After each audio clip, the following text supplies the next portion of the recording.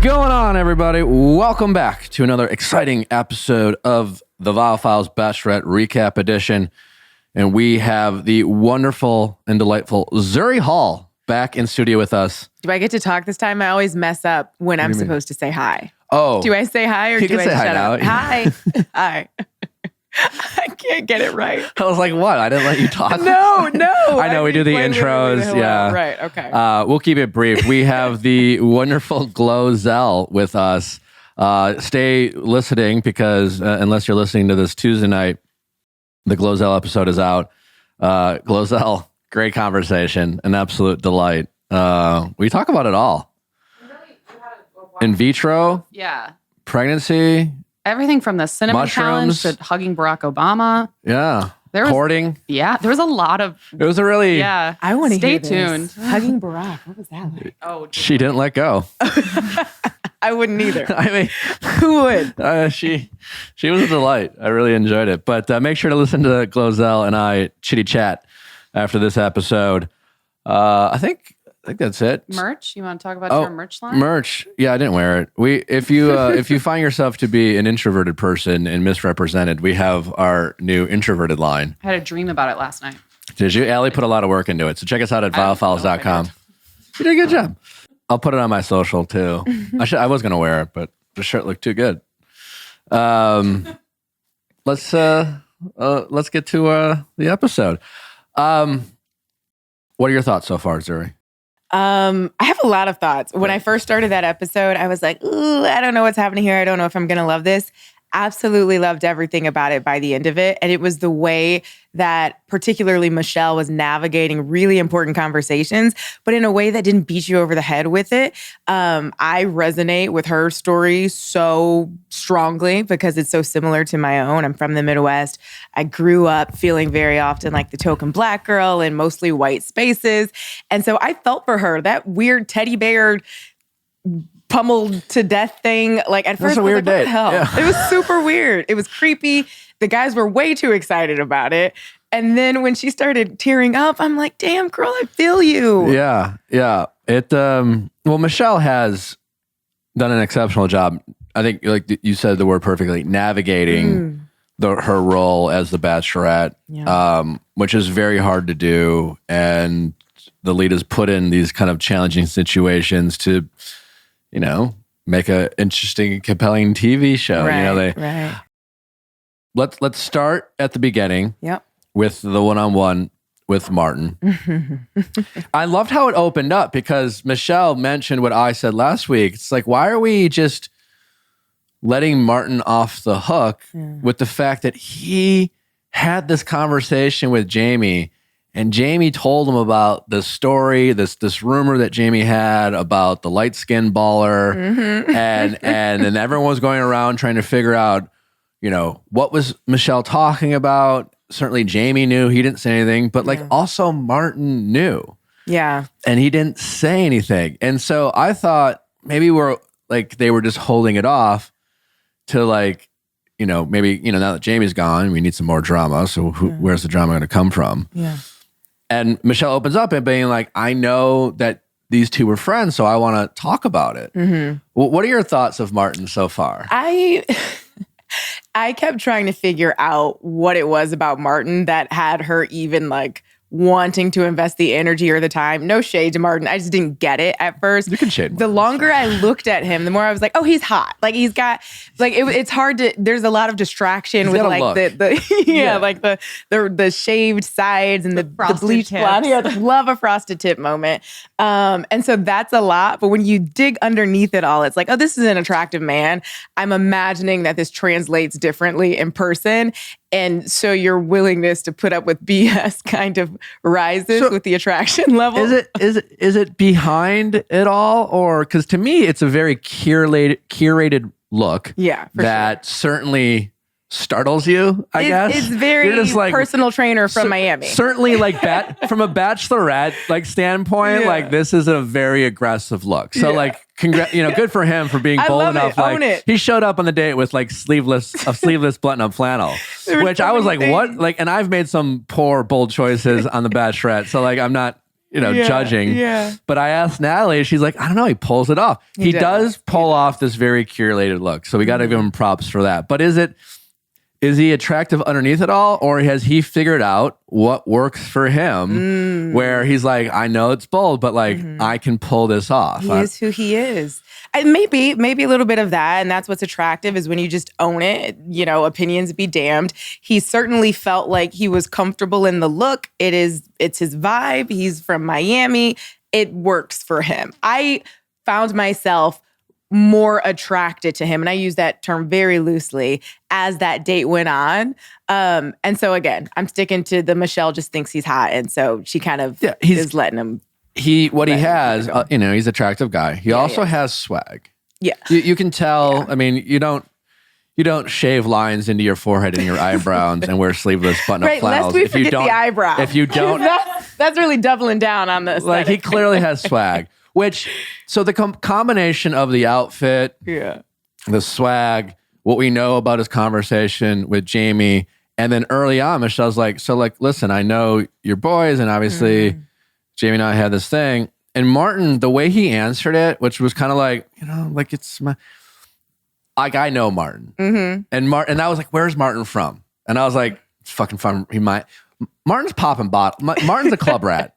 For sure. Like 100%. He is living in the clubs, and he is a bros before hoes guy, 100%. The phrase that was at top of it was made for Martin. Yeah. Like, Martin's the friend that you go to when you're cheating on your girlfriend, and like you're like, I was at Martin's house, because even if Martin doesn't know what's up, he'll be like, like Jamie's here. He slept on my couch. But he's also the guy who, when you tell me you're at Martin's house, I'm like, so no, we're not doing that. I'm calling Martin you're showing up at Martin. Martin, I'm sick of the shit, man. 100%. It's interesting because it made me think about the conversation of loyalty, right? Because like, on one side, Martin's trying to be loyal to his bro, Jamie, and I get that. And maybe Martin's the type of guy who's like, hey, listen, it's not my business. I want to stay out of it. But I actually got like not a fight, but I got into a spirited discussion with a friend about loyalty. Love that euphemism. And and I was like, listen, I value loyalty to the point where like I have no problem picking sides when I need to pick sides, because like that's what loyalty is. And I'm very critical of the point is, everyone, if you ask anyone if they're loyal, everyone says yes. Yeah. Like, no one says like, I'm not that loyal. Right. No one says that. But like, there's plenty of people who are like, at the end of the day, we all have those friends who are like, listen, I don't know, like, you guys figure it out. Like, I don't know, like, even if it's your best friend, and then they're fighting with like someone who's like kind of an acquaintance, they're still like, I don't want to be involved. I don't like, that's not a loyal person, And so here you have Jamie, who like in 4 days, like became bros with Jamie. You have Martin and Jamie, and then he's left. And now you have Martin seemingly pursuing a relationship with Michelle, and Martin doesn't want to pick a side. And I didn't love that. I didn't love it either. My thing is, I understand your whole like bros before hoes concept, if that's how you feel. But at the end of the day, you're on the Bachelorette. You're here for Michelle. And Jamie's gone, right? So when he kind of doubled down on that, were they at the table? They weren't in a hot tub. I just always imagine Martin in a hot tub. They were in a lukewarm hot tub. And when they got in, Michelle was like, kind of gave like a startled sensation, and it wasn't because it was too hot. What it was I'm certain, and having been on that show with random hot tubs in the middle of nowhere, she was expecting a hot tub, and she got like not cold water. Oh, was that it? I'm certain of it. Okay, that's good to know. I appreciate the context. It was like they probably attempted to warm it up, and they like poured like warm water in there, and it probably sat there for an hour because like you're always like planning and getting ahead, and things always sit, and you just hurry up and wait on that show. So it sat there. Michelle didn't get a hot tub; she got a kiddie pool. Oh no! It was an ice bin. Yeah, it was a giant ice bin. Well, that's just cruel and unusual. I didn't think about that. I saw her tense up and jump when Martin kind of came to Jamie's defense, or at least didn't get all the way in it. And when she started looking out into the abyss, and asked him questions, not looking at him, I was like, okay, that is a woman who is upset. Yeah. That's the look that I'm not giving you because I would be killing you with dagger eyes. And she goes, so are you questioning my judgment in regards to this decision that I've made? The fact that she couldn't even lock eyes with him told me, bro, you need to just backpedal. You need to be like, whatever you did, whatever you decided, you did what was best for you. But he kind of stood by his theory of, look, it is what it is. You did what you felt you needed to do. He confirmed to me that he is a fuckboy club rat with swag because he said a bunch of words that sound, if you're not paying attention, sounded kind of nice. Yeah. And he said absolutely nothing at all. No. What did you guys make of the one moment from the apology or like from that discussion that stood out to me by Martin, like not utterly putting his foot in his mouth when he was like, I have a lot to learn and I'm still figuring it out and I messed up in that moment. What did you make of that? I think he's a fuckboy who knows what to say. Because it's not a complicated situation. This is an adult man who, and again, this is not like Martin wasn't involved. He was involved. He was the only person who heard Jamie's story. He heard Jamie's nonsensical bullshit story. He saw how it upset Michelle. He saw the drama it incurred. And the whole time he just stood quietly waiting for it to just unravel, hoping that he wasn't brought in the middle of it. And I'm just saying that is someone that I don't think Martin and Michelle are going to end up together, but like that is someone who like, I'm sorry, like that's not your ride or die. You know what I'm saying? That is not.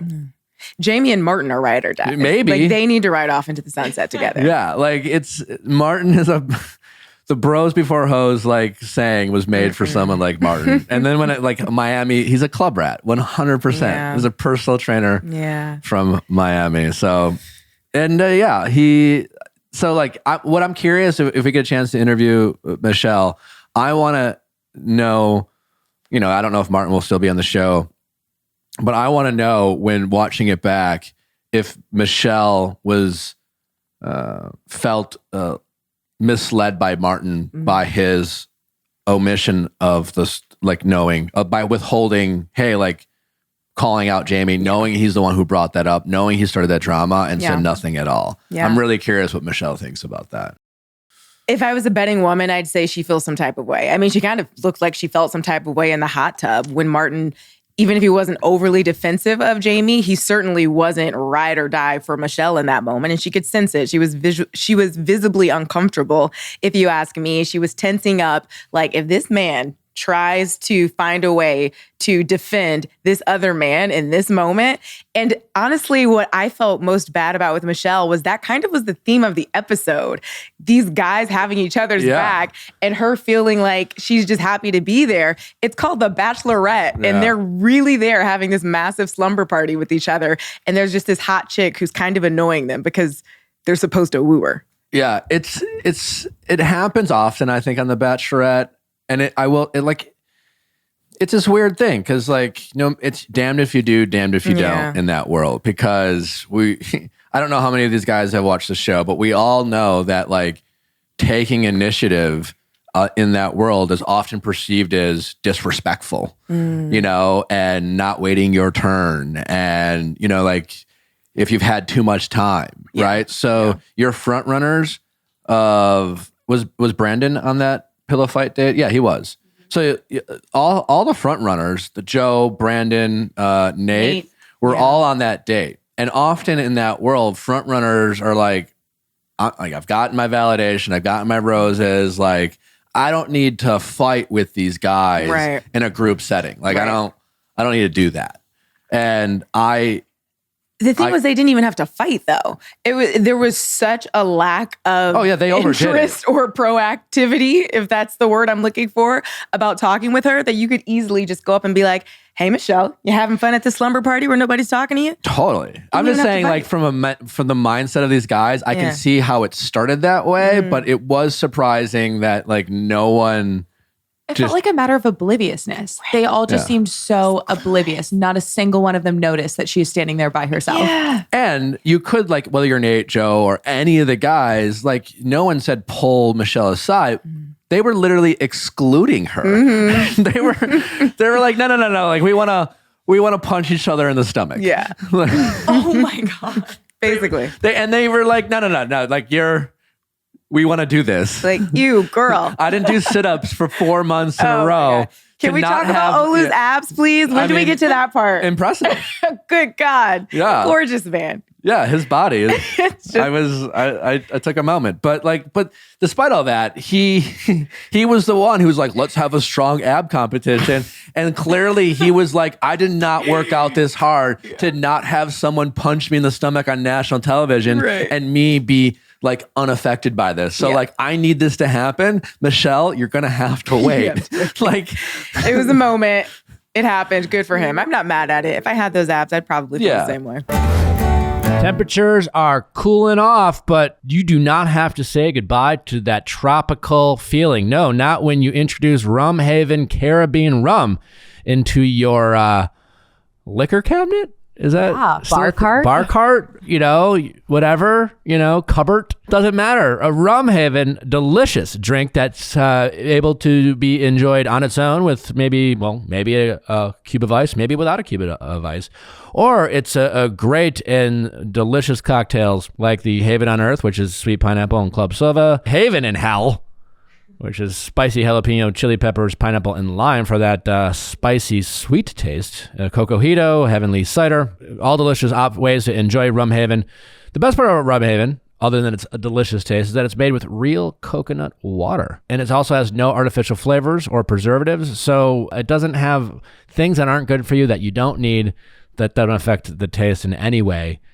And also it has a nice tropical feel to it. It really does spice things up. By the way, my favorite Rum Haven drink is the Cocojito, the tart lime mint club soda. It's delicious. If I make a cocktail, I actually just enjoy it on its own because, well, it's delicious on its own, and you just put I like to put an ice cube in it. That's it. Anytime you smell that tropic taste, you're like, am I enjoying summer? No, but it can feel like it with Rum Haven. Discover more recipes that will help you sip into paradise at rumhaven.com. Did you know even an okay credit score can cost you $100,000? $100,000 over the life of a 30-year home loan. That's why you should use ScoreMaster before you apply for any loan. ScoreMaster can take your credit score from okay to great fast. The average user adds 61 points in 20 days or less. Recent COVID surges will keep interest rates low for now, and adding 61 points to your credit score could save you thousands on a home loan. That's true. But those rates will go up. So before you apply, visit scoremaster.com and add points to your credit score fast. Then you can maintain and protect your credit score with 24/7 credit monitoring and $1 million fraud insurance. It only takes minutes to enroll, see your points, get more points, and qualify for the lowest loan rates available. Visit scoremaster.com/VIAL. That is scoremaster.com/VIALL to get started. Your credit score is a fickle thing, and sometimes you have to pay things off, not pay things off, how much, on your credit card balances, et cetera, et cetera. All those matter in your credit score, and ScoreMaster is helping you take the right steps to lowering your score. It was interesting to see Michelle, who, what is your take on someone who has been so elevated this whole season? It just feels like she's navigated everything so perfectly. Mm-hmm. And in this situation, it wasn't like she was navigating it incorrectly so much as she was served a really tough hand. But what was it like seeing someone who up until this point has been so poised and perfect in a more vulnerable, disappointed environment? I thought it was really nice. It was refreshing. And I was really impressed with how she handled how she felt, right? It's so easy to get worked up, get upset, especially in a social situation. I think we've all been there where we're somewhere and we thought it was going to go a way that it's just not going. And you could easily get caught up in those feelings. And I love that she brought up rumination. And she's like, you know what? I thought this is what was going to happen. It's not happening. I could sit, I could pout, I could be angry, but screw it. They're having fun. I'm going to try to shake it off. I mean, she was upset when Tayshia and Caitlyn came in to sit down with her. You could tell she just was not into it. She was really trying to bottle up the fact that she was livid. And I think she handled it as well as anyone could. They're supposed to be there for her. And she's watching them pummel each other with teddy bears. I'd be upset too. And also part of handling any situation well isn't always being polished. It's the willingness to be honest about your feelings and her ability to articulate them. especially in this environment. It's not just clamming up and saying I'm unbothered or pretending to be unaffected. It's part of her handling that situation is to just say this is how I'm feeling and then handle those feelings in a way that's like effective, which she clearly did. I mean, other than the calling the pillow fighting weird, we've once again Clayton's our next bachelor's biggest moment was a big yell that they put in slow motion and added sound effects to. Oh my god! Was there any other Clayton moment? I'm particularly been hard on Clayton. Well, because we know he's the Bachelor. Yeah, we're watching through the lens of what was it about him. And so far, this is the best they got. Yeah. Clayton was the one that after she was commenting of how no one was making a move, she literally said to him, she was like, Clayton, come over here. And he like walked over and I was like, oh, they'll have a cute moment. And yet he like got over there and it Nothing still happened. felt so awkward. Yeah. He's like, oh, me? Oh, okay. She literally made the move on him and he was still so uncomfortable. Yeah. It did feel like a very adorable, overgrown boy in that moment being like maybe a little bit scolded. He's really cute. I mean, he's just, every time I'm like, okay, what is it? Why is he the next Bachelor? He's very tall. He's given that Midwest corn-fed energy. I love to see it. I'm from Ohio. Like, visually, sign me up, he fits the Not bill. him specifically. Like, I get why that's the Bachelor. I mean, yeah, he fits the mold. Yeah. But he is otherwise, being I outshined see nothing. by everyone else. Yeah. I assume something's happening later in this season, right? I hope. Do we? We do He has assume. a nice smile. Yes. Yeah. He has a nice smile. We hear he's good with kids. Okay, well, that matters. And I also like. I really like Leroy. We haven't seen enough of Leroy. He's the biomedical PhD student who also won the pillow fight, and oh, that's right. Was he versus? Oh, he had the Nate? really cute outfit, right? Yeah. He's like the fashionista. Yeah, someone called him a fashionista, and because I saw him in the rose ceremony last episode, I was like, "Who the fuck is this guy?" And then so I paid more attention, and I hope to see more of Leroy. Yeah. I mean, we can start talking about Chris as I call him Skippy. He just looks like a Skippy. I don't know how I feel about Chris. I'm divided. At first I was like, you know what? Good for you calling out the guys. And then the guys kind of have me on their side by the end. Like, wait a minute, are you a snitch? And then he low-key turned into a villain by the end of the episode and was kind of embracing the, I don't care what you guys think. I'm in it to win it. So you were, wow, you were on you were willing to give him the benefit of the doubt. I was. I might be a little gullible in that sense, though. I was like, he's going to Michelle to speak the truth. He just, I mean, as soon as I saw him in his intro package, like you just knew this guy's storyline. It's like that's why I call him Skippy. He's like just like the pesty. I kind of like what did Nate call him, a dweeb? No, but I did not. Okay, because it's like drink every time Nate says dweeb or weirdo. Like I need him to weirdo, but like what would you call someone like Chris? A dweeb for sure. It's the fact that Nate said it 10 times. Like I was just like, okay. I am a big Nate fan. It wasn't the best episode for Nate. Yeah. It wasn't terrible. But I don't think he looked good in this episode. Wasn't his best I'm not gonna episode. lie. He is a gorgeous man. He's so handsome. Chris Brown. Have we talked about that on this show? Have you guys talked about the fact that there was an uncanny resemblance to Chris Brown? Yeah, we try not to compare. No, visually. Our Bachelorette fan favorites with No, God, no. Only head to toe. Yes, okay, optically. his face, right? He does have an uncanny resemblance to Chris Brown. It's a Chris Brown face. Yeah. No, I do not think he came out of this episode looking the greatest. And also, I didn't love when he had his opportunity to sit down with Michelle, that there wasn't more processing of how hurt she was. Like there were some guys that I think really handled that well. Olu was one of those guys. I mean, I teared up. I started crying watching their exchange. It was beautiful.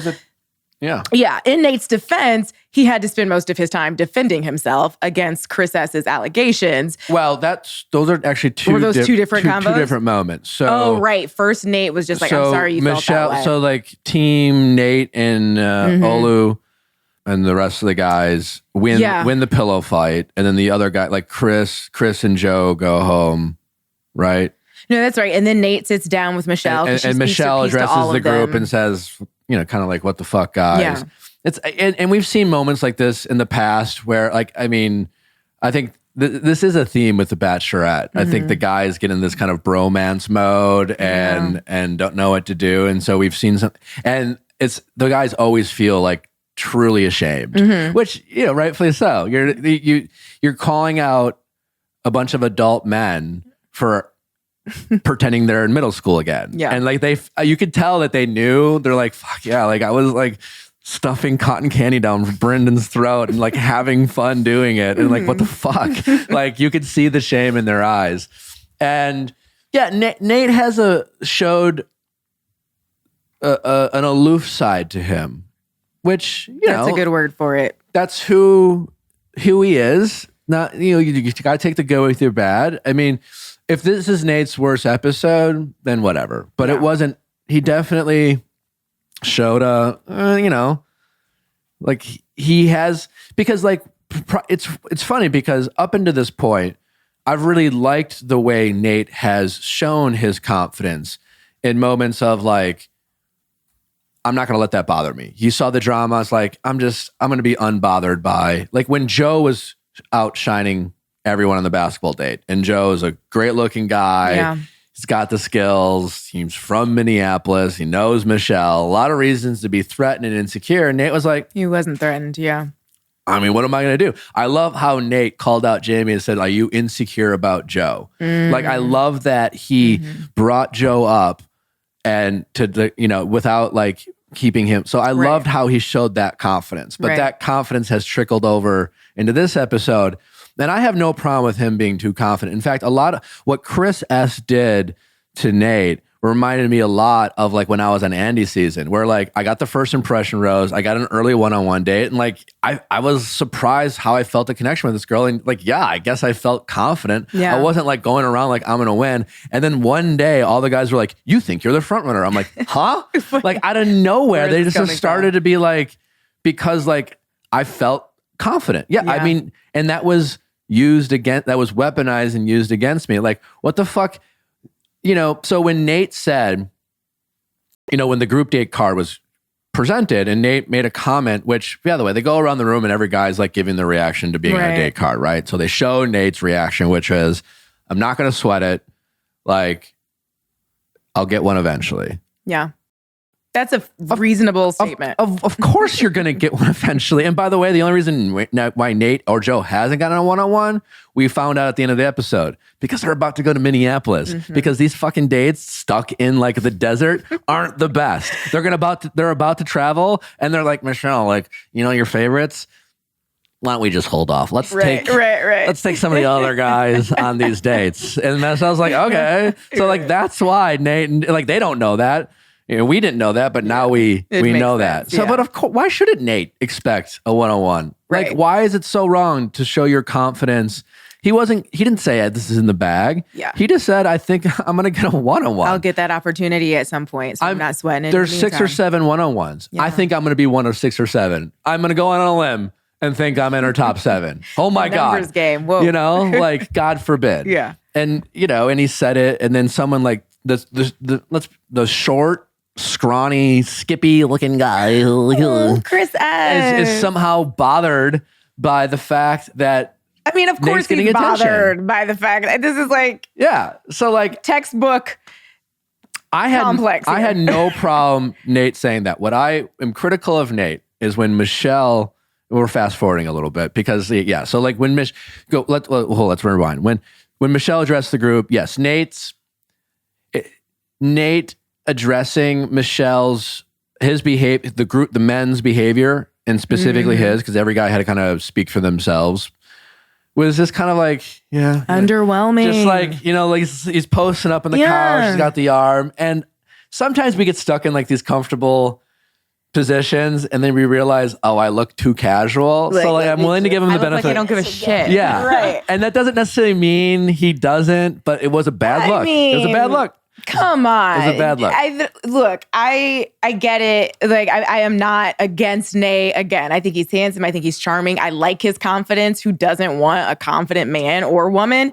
I do think he could have leaned into that moment a little bit more because Michelle was so vulnerable. She was so open. She was visibly upset. She was crying at certain points. Yes. And all we got out of him was, I'm sorry you felt that way. Essentially. Yeah, he was like, she was like, I don't feel seen. Yeah. And he was like, I see you. Right. And it's like, I was like, wait, what? please do a little bit more. Like, I please hear show you. your work. I know.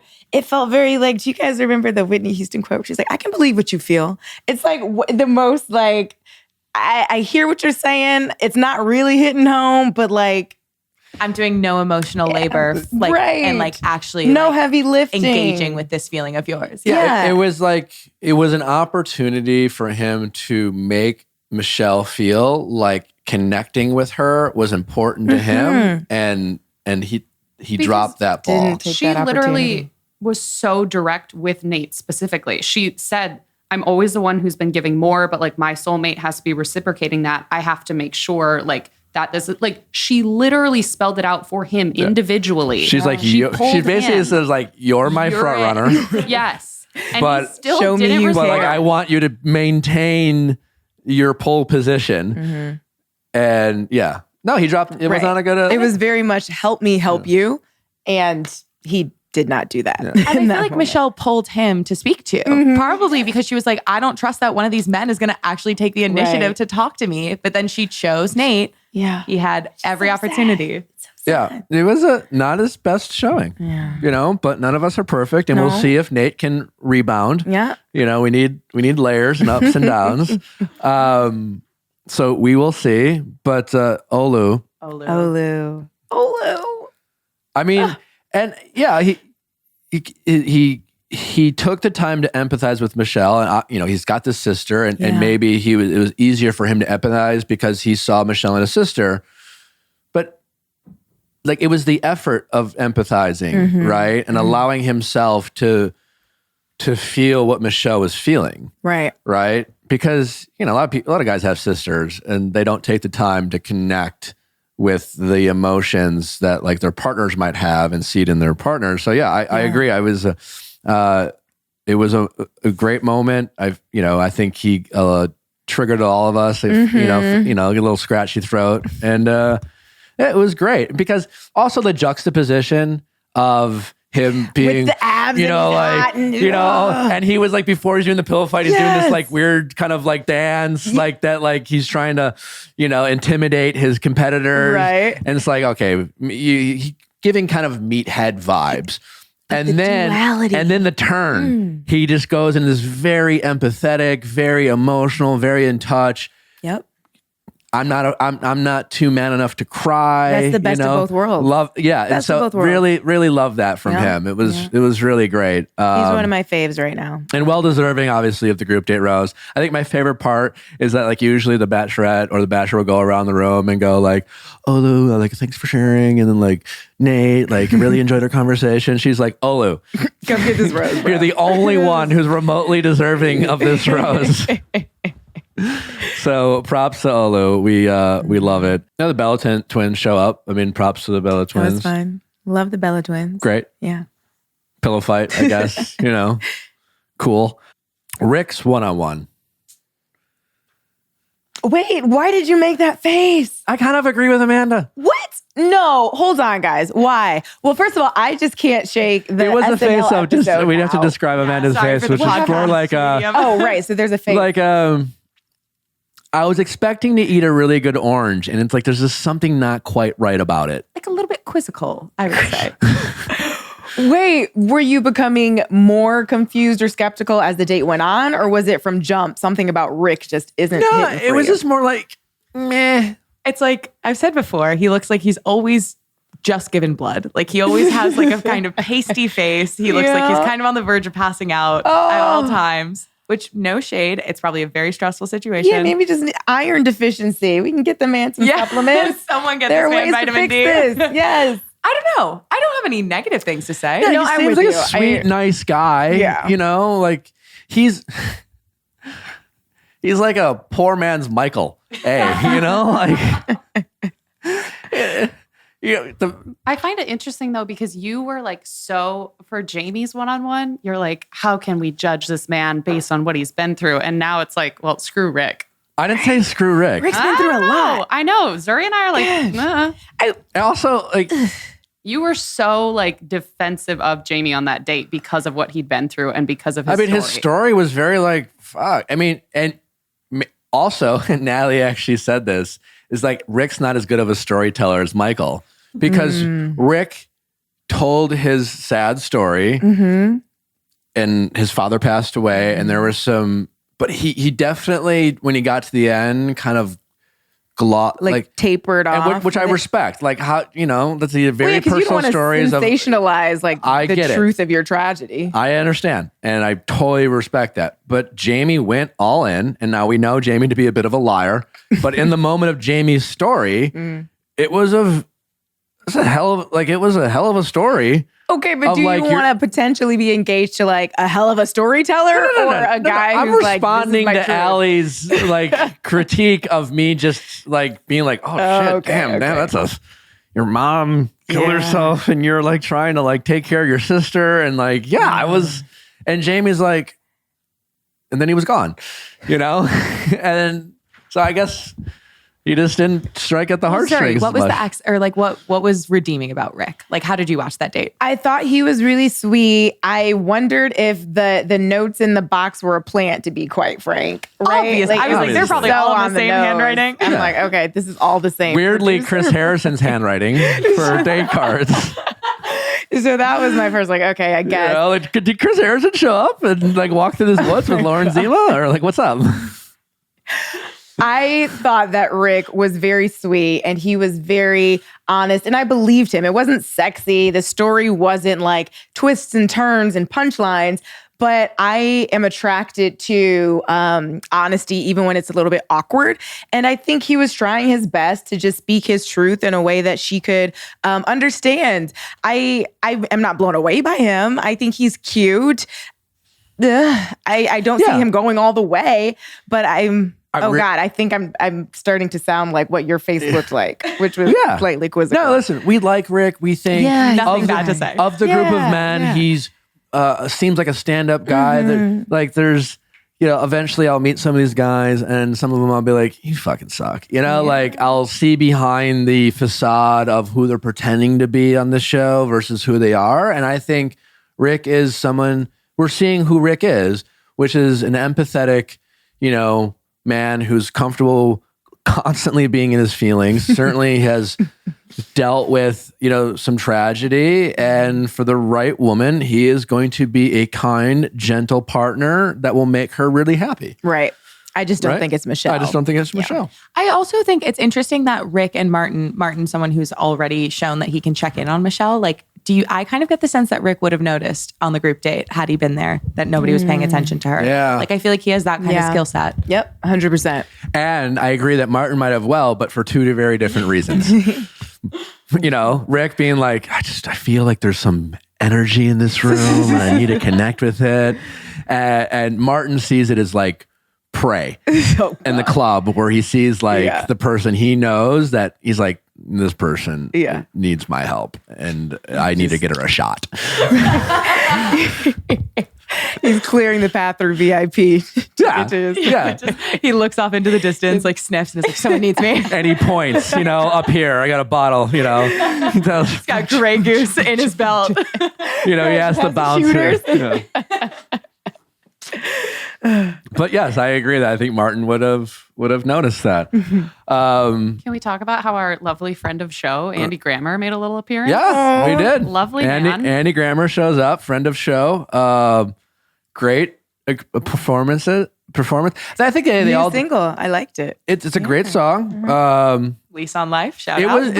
It was so good that I was like, did they like dub it in? It sounded really acoustically well done. I don't know. I feel like Andy Grammer does everything well. He does. Yeah. He beatboxed Talented when he man. came on our podcast. And it sounded great. So I recited a beautiful poem. I was like, oh God, man. I don't know anybody better suited for The Bachelor than Andy Grammer. I feel like he would win. I almost told Andy to stop showing off when he was on our podcast. I'm just kidding. It was that intimidating. But check out Andy's new hit song, Lease on Life. Yeah, Let Us Rap Man. She called him my little red. I mean, like Natalie calls me Chicken. We've been dating for 2 years. Like it's a weird pet name that I'm like, whatever. But I don't know if I'd want a girl or a woman I'm gonna like my first date with to be like my little lettuce wrap. And I'd be like, okay. Well, what's the origin story on that nickname? Well, he showed up in the food cart. Okay. You know, The tray. the tray. I assume it's room that, service. and I understand it's a callback to that. But like that has friend zone vibes written all over sure. it. Do we think that's just a Michelle thing though? Because when she had the Rodney date, it was Great like, I observation. happily blah, blah, blah. Like she does these little callbacks that are puns. Like maybe that's just her. And she even said in that conversation with Martin, they kind of bonded over the fact that neither of them is particularly comfortable with super intimate moments or the touchy-feely stuff, which I can relate to. Like when I first started dating, which was very late in the game, I got my first kiss. I was like 17 or something crazy. Like I was about to graduate high school. So I've always been a little bit uncomfortable with like the physicality and the babes and the booze and like meaning it in any way seriously. Like it all was just a bit of a joke to me. I could only take it so seriously. So I would always have these nicknames that kind of minimized the romance of it all, the heat and the sexual attraction of it all. She's said she's not really comfortable with that stuff. So maybe that's just how she shows affection in a way that keeps her comfortable. Maybe. Or Well, we've seen her with Martin, who has swag, who's the club rat, and she responds to Martin's swag. Like they have some hot makeouts. I think Michelle's love language is being listened to and like seen. And so I think for her, like that is one of the ways that she shows that she is seeing the men just like she wants them to see her, is to like reference their shared history and to start to create these inside jokes and make them feel like they have this like whole, Yeah. like, I agree. how emotionally So for Martin, the intelligent club of you. rat, Yes. she's going to be like, I totally love you. Like, But also, like, I don't think, like in terms of like whether Michelle's a sexual person or not. I mean, I don't know. To be clear, Yeah. I'm not saying she's not a sexual person. She can be uncomfortable in her words, not mine. Well, that's what I'm with saying. I'm not expressing it disagreeing. easily. Yeah, the sappy stuff. What Like I- it's not really sexy. What I'm saying, like Martin is, despite him being the club rat, is he has swag and confidence, and you see Michelle respond like Yeah. Nayte, Joe, quiet confidence, but confident, and like Rick. I'm sure he's a confident guy, but I think what Michelle has talked about this, like she has been the dominant person in a lot of her relationships, and she will always be that person. But I think what she seems to be articulating is that what she wants for her partner is someone who like at least meets her at that level of confidence and swag and owning a room. And I don't think Michelle wants to walk in a room at like say an event with her partner and always be the shining star. I think she like Someone who can take up space is too. attracted to a man who can also do that, right? And that's why I think that's her attraction. I think in Martin, who like, hey, listen, say what you want about my outfit. The guy is owning it, right? And I think she's attracted to that energy where like Rick, sweet, kind. I think she almost the grade school teacher comes out when she's with someone like Rick. Yeah. You do need a Martin to pull it out of you, to bring that out of you if it's not your natural, tendency to sort of like ooze and be kind of sexy. Because Martin is sexy in a personal trainer for Miami kind of way. Yeah, like you go to a club, you broke up with your boyfriend, you're feeling sad and vulnerable, and you want like Martin's gonna show you a good time. and you want to like pull up maybe Martin's gonna Instagram forget. for years You're gonna later to be forget. like, Oh. look what I did. yeah, you want to like maybe it's like wait, I gotta show you this guy on Instagram. You're never gonna believe this. You're I know, like- look at his eyebrow. It's crazy. like if you're ever gonna have a one night stand, you knew Martin, like your boyfriend like left you, like you might be fucking Martin. I also, ready to I think serve. one thing to point out with Martin is that his family moved from Argentina when he was 10. And so even though like, I feel like Miami is a place with like a huge Latinx population, he did go through like this big cultural shift at like a formative age. So I think like part of this swag, like, yeah, we can categorize it as like more of a fuckboy thing because of he's a trainer for Miami with a shaved eyebrow. But I think part of it is also just like a real charisma and an ability to adapt. Totally. And I'm not saying Martin's a bad guy. He's No, he's in his he's mid to early nice. 20s. Good for him for being a fuckboy. It's just who No, he is. we don't know that he's a fuckboy, right? Like okay, never mind. We could go down that rabbit hole. If he is, he's powerful. He would be a very powerful fuckboy because he's very. What does that mean? Because I just Yeah. think, because on their one-on-one date, he listened to her. Where at the when they were in the hot tub or like during the date portion, she said something about being capable, and then he brought it up at the end. So I'm like, that's a powerful fuckboy. He's got it in him. And also, we, on this show, we distinguish the difference between player and fuckboy. Like a fuckboy is someone who's like at a time of their life where like, I'm not going into a committed relationship. I'm here to have sex. Yeah. I'm going to clubs to do this. I'm not saying Martin lies or is deceitful or, I think he would lie for his friends. But we're not. Okay, well then that's different. We're not 'Cause necessarily I hear fuckboy saying. and I'm thinking he's cheating. He's doing God knows I'm what not with God saying. knows I'm who. not saying that. Okay. Yeah, but he is in a time of his life where sex in clubs and bottle service is a priority, and he's non-committal. But he also knows how to talk a good game. Yeah. Like he will sweep you off your feet. He might not say I love you, but then all of a sudden after the sex, he's just like, like maybe. Like I just like he's the guy who kisses you so well in the morning that you forget that he's sneaking out. Right. But halfway out the door, but like, oh my God. It's like, that was such a good goodbye. Yeah. So we're not saying he's a piece of shit. We're just Okay, good. He's just Martin. He is not. He is not here for love. It just, what I'm saying. Like, he is going to be monopolizing his time on The Bachelorette by lots and lots of bottle service in Miami. Good for him. Live your truth, Martin. It's fine. All right. So Rick has a one-on-one. He gets a rose. Rick has a rose. Olu has a rose. Martin has a rose. Michelle walks in, and we hear how Chris S. is beside himself. It's just like, if I were there, I would have done something different. I wasn't there, et cetera, et cetera. And I had Allie transcribe his speech, which I was blown away by. And to your point, it started off like maybe okay, except for the fact that there is a protocol. Lead walks in, addresses the group. I've had a good week. This is how I feel. Let me know. And he's just like, Michelle, Let me stop you right there. I'm gonna let you finish. Okay, Skippy. He literally also handed her the drink too. He's like, take it, sit down. Here we go. Yeah. Like, he was like, drink up. Oh my God. I mean, listen, Chris S. it was just that energy you sometimes see from men below a certain height who project a certain type of aggression. Is that the Napoleon complex? And unnecessary situations to peacock. I mean, I don't know how else to. I feel like he makes a lot of money and is like that guy who's blackout drunk who tries to get into your Uber. And you're like, this is not your Uber, sir. He sells life insurance. Yes. And he's really good at it, and he makes a killing doing it. Yeah. He lives in West Hollywood. He's a commodities broker. He lives in West Hollywood? I'm going to have to run into this fucker? Better sleep with one eye open, Nick. He's a commodities broker. Or a commodities trader. Okay. Anyway, he says, before we get started, I wanted to say something. I wasn't at the cocktail party the other night, but I know that she addressed that she felt like she wasn't being seen. And I think that there are guys here that think that they have it in the bag. And I think that's bullshit. And I think that they're not showing you that, the effort you deserve. And I think this is something you would say, I don't know, to Michelle by yourself. Right. Why are you talking to Michelle while the group is watching? It's a little performative. Yeah.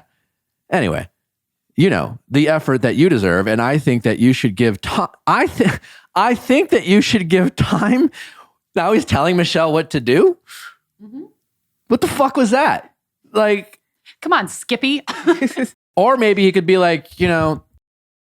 it's weird either way. But if he wanted to say it, just be like, I just hope that I want you to know, I believe that there are people who do see you here, and I'm one of them, and I'm committed to showing you that. Yeah. But instead, what was he saying? He made a demand for time. Yeah. You should start saying fuck. He was basically saying, send Nayte home. pay attention to me. And like, what world, Skip, do you think she's sending Nayte home? Yeah. And like, the hubris, like, I don't know where that confidence comes from, but like, I wouldn't tell Michelle to send Nayte home over me. And I'm a pretty confident guy. Like, look at Nayte. Like, come on. Like, know your role. I don't know. Anyway, and then he says, and I feel like the guys that think that they have it in the bag, they should either speak up or they should go home. Speak up about what? Right. Like, admit that I too think that I've got it in the bag. Like, I would just like to. You're assuming, like, the guys on Annie's are like, you think you're the front runner. I'm like, I mean, I'm confident, but I've literally never said I'm having this in the bag. But I said I'm getting a one-on-one. I don't think there's anything wrong with that too, right? Like, I get the risk of arrogance if you say I'm feeling like the front runner, but when we're dating in everyday life, I call my girls and I'm like, girl, this man is in love. Like, I have got this in the bag. It doesn't take away from the fact that I'm also very much into him and excited to have it in the bag. Aren't you supposed, like, how could you possibly, that's the bullshit of this story in this world. You can't fall in love and be sincere about your feelings about them if you don't believe that they're into you. Or you're just a weird psycho. If you can fall in love with someone who you think doesn't like you, well, then you're weird. Right. Because like love is based off of reciprocity and mutual connections and like being on each other's level. And you're just like, I feel this because I'm confident you feel about that. Yeah, if you don't think they're feeling the same way, then it's not about them. Then you're not falling in love with them. Then you're just stalking, crushing, creepy. I don't know what you want to call it, but like you're Skippy. You're Chris S. Oh, Chris S. You feel bad. I don't feel bad. I don't feel bad. That I meant that so minimally. Yeah. Yeah. So anyway, it was weird. I think I don't like that Nayte keeps calling him weird because I think weird is cool, but dweeb I thought was appropriate. Here's where I didn't like how Nayte handled the conversation, back to what we were talking about before. Like, just own it, Nayte. Mm-hmm. Just say like, I hope it's okay that I believe in our connection. Ooh, see, but it's the way you phrased it. Do we think that Nayte, genuine question, is capable of, or the kind of guy to be able to phrase it in that way? Because that first one-on-one with Michelle, when he was like, I'm sorry you feel that way, I thought, okay, well, maybe this is just a guy, a few words. Maybe he's not really great at like tapping into that emotional intelligence to articulate what's going on upstairs. So I don't think he could formulate those words. I don't know.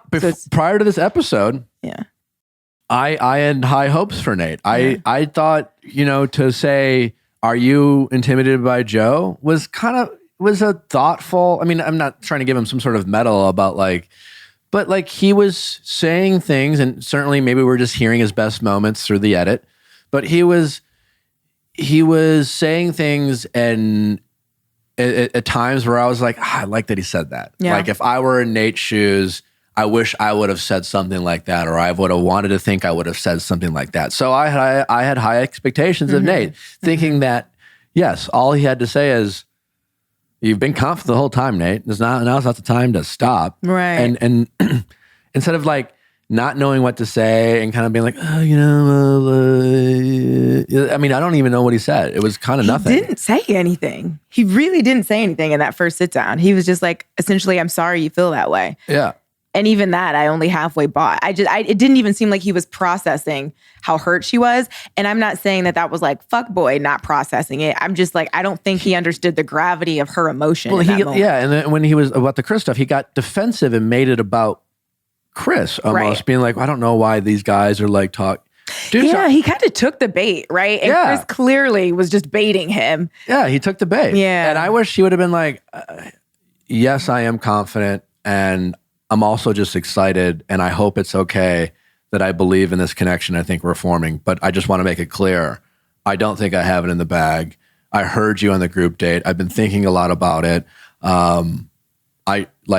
You are more than worth like fighting, whatever platitude you want to use and blah, blah, blah, blah, blah. Yeah. Like, come on, Nayte. Yeah. Like what? And I just feel like the comparison of what she said to him on the pillow fighting date versus at the cocktail party, like, she, again, tried to, in a very eloquent Michelle way, lay it out for him at the pillow fighting date. And clearly she still wasn't getting what she wanted out of him. So even her language like elevated with him at the cocktail party and was like, I shouldn't have to light a fire under someone's ass to be with me or like to want to be with me. So it's like, even though she, is having these very calm conversations, it's like even her language is shifting because I think she's getting really frustrated. Yeah, now you can see it. Yeah, she's the too cool for school Nayte. It was great, made a great first impression. Right. I like the confidence. I like the unbothered, but like, I need you to give a shit. Yeah, like I need more now. Because there's nothing frustrating than like dating someone who's like constantly like unbothered by everything. Right. Like sometimes we want our partner when we're frustrated to match our energy and be like, yeah. And then what is really frustrating is he's proven he can get bothered. He got bothered by Chris S. Like he got the energy going when it came to defending his honor and what he's here for and what he's not here for. Yeah. So he's clearly capable of being aroused in that way and proving that he's, not here for this or he's upset with you and he can articulate that. So I wish I'd seen some of that passion directed towards the Bachelorette instead of Chris S.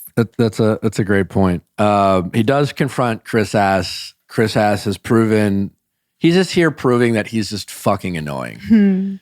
Like it's one thing to find yourself in this world and know that you ruffled some feathers. Like I know what that's like to be in that world, but like to just embrace it in such a petty kind of like, I know everyone hates me. And I know when he went to grab his rose, I was like, oh my God. You can be like, why? You could be like, fuck, man. Like seems like I like ruffled. I wasn't my intention. Like he wasn't trying to solve the problem. He wasn't trying to like talk to Nayte and be like, yeah. I'm sorry. It was just... Chris S. has been this guy in this group setting in all of the social situations of his life, I think. And so he has fully embraced the chip on his shoulder and he is so okay with playing this role because it's the only one probably he's ever been able to play, which is a little sad. It's sad, because compassion for Chris S. I was just like, how does this fucker get on this show? For that exact reason. Exactly. That is, right? He's doing what he was brought here to do. Which is like, I guess... And clearly he's going to continue to because when she gave him that last rose. Oh, yeah. I mean, it's just like, he was getting that rose. Of course. We need him to get that rose so we can talk shit about him. Yeah. And there are all the confessionals of him being like, I'm going to wink at Olu. Does not wink at Olu. And then doesn't wink at Olu. I know I didn't wink at Olu, but he could feel it in my mind. Exactly. It's like, what?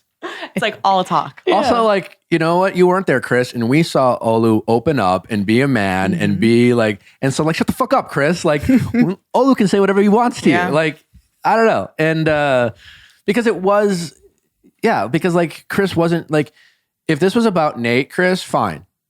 Make it about Nayte. But he talked to the whole group. Yeah. And when you do that, when like, the producers kind of use it as a tool, right? So every time they have the Bachelor, the Bachelorette, and they'll be like, hey, like, like it's the beginning of the cocktail party, like, you should tell them. But you don't, and so when you address the group as the Bachelor, the Bachelorette, and you say like, there's just people here, I've been, it seems like a lot of you, stuff like that. No one knows who the fuck they're talking about. Right. Everyone's worried it's about them. And that's how you create tension in that room. It's like it's a tool. Mm-hmm. Yeah. And so Chris is like doing this, not necessarily by design or plan, but just because he's a shit. I just fucking hate people like Chris. I couldn't tell. It's like you have no purpose other than to be obnoxious. Oh man. Like that's the value add. Being obnoxious. Anyway. So, man, Romeo. I wanted more. I wanted more for Romeo. Wait. Such high hopes. He was the mathematician from Harvard. Like New York. Right. I was so disappointed when he didn't get it. So handsome. Seems like he has a good head on his shoulders. I was surprised that he didn't get a rose, if only to buy a little bit more time to figure out if there was a connection. I don't think Michelle is all that into extraordinary cerebral men. I think she's not looking for a dummy by any stretch, but I think she likes the athlete. I think she likes more of a physical dominating presence, and she's certainly got brains for days, right? So like she doesn't necessarily. I don't think she's brains for both of them. I don't think she's looking to get in some sort of like philosophical or like. So like I think the Romeos of the world are not her vibe. Is my guess. But see, that I would agree with you. But then I'm like, she's a teacher. He's a mathematician. Like, I just feel like they could be solving the world's problems together. That's honestly what she said she wanted, right? Like I've someone seen to tackle. a lot of smart, sophisticated women date a lot of mimbos. It's a thing. Do you mean himbos? Or himbos, mimbos, whatever.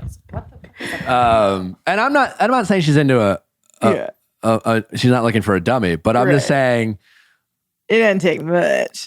Yeah, I don't think she needs like the mathematician from Harvard is what I'm saying. Oh my God, just saying that just sounds so great. The mathematician from Harvard. It's very impressive. God, and I like a nice guy. Because it like you're right. You would be like, how is he not like beating Chris S got a rose? I mean, like Romeo. Who else is still?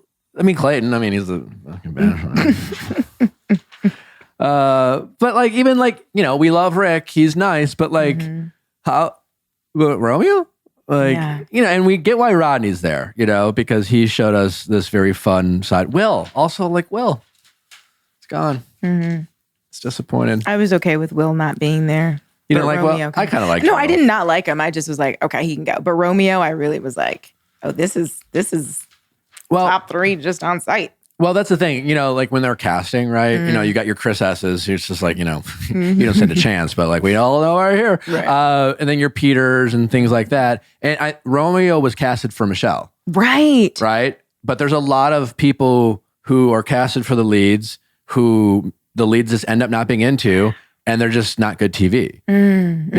That's why you get a lot of like, that's why you always get a handful of like, how are they going home week 3? And it's because the lead's not into them. Yeah. And they're not good TV. Yeah. And I think that's what we have in Romeo. Anything else before we wrap it up? Should we get Zuri's like hometowns and then also all the way pick? Oh my gosh. Yeah. Give me your top 4 and give me your winner. Based on who I think Michelle's going to choose or who I'd love to see her choose. We can both. Well, let's start with Michelle. Okay. So Nayte's definitely in there. In some weird, twisted way, I kind of see Martin just staying alive. Yeah, just treading water. No, I can see it. Oh my gosh. Like stamina. He's a personal trainer. Not giving up. I can see Martin be a late season villain. Oh, yeah. A little plot twist at the end. Yeah, I think those late nights in Miami clubs, like he's got the stamina. He's going to find a way to push through till sun up. Okay, so we've got Martin. We've got Nayte. I would say, oh, gosh. Joe, right? I guess. Really? Wait. Yeah, sure. Is it weird that I still think Rick? I think she likes him. And I think I would hope she will sort of grapple with the idea of, okay, is this guy really good for me? He might not be the sexiest. He might not be the coolest. He might not be missing an eyebrow. But we could, potentially build a life together. And I'm just going off of recent chemistry. I have Olu. And if it was me picking, right? Like I would have Olu. I'd have Romeo. He's out already. Clayton's cute. I could see him maybe making it into the top 4 just from like a strategy perspective of like, how does he end up being the Bachelor if he doesn't go further? I don't know. Oh, and because Brandon. The producer told you that he's good with kids, Michelle's kids. So I think this next coming episode when they're in Minneapolis is going to be Clayton's big turnaround. Yeah. Let's hope. I'm giving Clayton. It's going to be 15 seconds of him like picking up a kid. Kindergarten cop, and the kid's hanging on him. I'm sure he's a swell guy. Remember Brandon? Brandon's a guy we keep group date roses. Yeah, but that just means his one-on-ones has yet to come, and she's again saving those. We went from quarantine bachelorette to travel bachelorette, and you want to be on a travel date. Yeah. I mean, you just do. So who's gotten one-on-ones yet does not mean all that much. My top 4, Nayte, Joe, I'm going to say Rodney. And then Rodney, really? I think she liked Rodney. Rodney makes her feel safe and comfortable. And Brandon. Brandon's in my top 4. No Martin. Y'all are counting my boy out. Martin's going all the way. Martin's going all the way, man. I could see it, but I'm just I'm not very I'm only I feel like confident it's with between Joe. Martin and Nate. I'm only confident with Joe. I think Joe's my winner right now. Joe's my front runner. Okay. I think after this episode, I think Joe's got this quiet, like he's established this connection. Yeah. There's a quiet confidence. I think that's, there'll probably be some like moment where Michelle feels like she has to pull from him. Yeah. But they're both from Minnesota. They're both from Minnesota. And I think he'll really shine on when Joe gets his one-on-one, we'll see. But I think we've seen also a promo of Joe and Michelle on a beach. So as someone who's from Minnesota, they don't look like that. Yeah. So, well, I'm just saying, I think Joe wins. Takes it all. I know Joe's. For sure I don't far. know Joe's in the top four, but like if Joe and Nate are in the top four, I'm not good at my job. But yeah, I think Joe passed Nate this episode for me. Yeah, I think that swag and aloofness is gonna. It's wearing thin. I think he'll rebound, but I think ultimately that energy will make Michelle feel like she's chasing Nate more than the other way around. And I think the Joe and Michelle connection will progress at a steady pace, but will make her feel more comfortable. I would agree, except we often, I don't know if she'll do this or not, so this isn't commentary on her personality type or what she'll do, but like we often repeat patterns, right? Even when we know something isn't good for us. The fact that she even sat Nate down and it felt like she was pulling teeth, she's basically being like, I don't want to pull teeth while pulling teeth. Totally. So I could see him making it to the end, doing just enough, saying just enough. And the infatuation is so strong. Yeah, he'll get the top two. She's He'll be going the to take runner-up. a leap of faith. Yeah. Or maybe go with him and be like, I want to buy into this because I want it to be you so badly. And you've done just enough for me to feel like maybe it could work. I believe in Michelle. It'll be the classic final two guys who meet mom and dad. And it will be Nate's the guy I've always picked. Joe's she's going to do something different this time. Something like that. She's smart, beautiful woman. And she's very clear that she wants something different than she's always had. So I hope that's the case. And if so, then Joe for sure over we'll see. A couple of the other guys. Zuri, thanks so much. I know you have to get going. You. Always a pleasure to have you. Welcome back anytime. Please, again, always let the people know where they can find you, watch you, consume all the great things you're doing. You guys can watch me on Access Hollywood weeknights or check me out on Instagram, Zuri Hall, Zurihall. And I have my podcast, Hot Happy Mess. We have new episodes every Monday. It's love, dating, relationships, career advice, all the stuff. So follow me. Well, our audience certainly is into that, so be sure to check out all of Zuri's stuff and her podcast. Thanks for listening, guys. Don't forget to send in your questions at asknick@castme.com, cast with a K. Check out our Ask Nick episodes that come out every Monday. And keep listening for an amazing conversation with the one and only Glozell. Thanks for listening. Bye.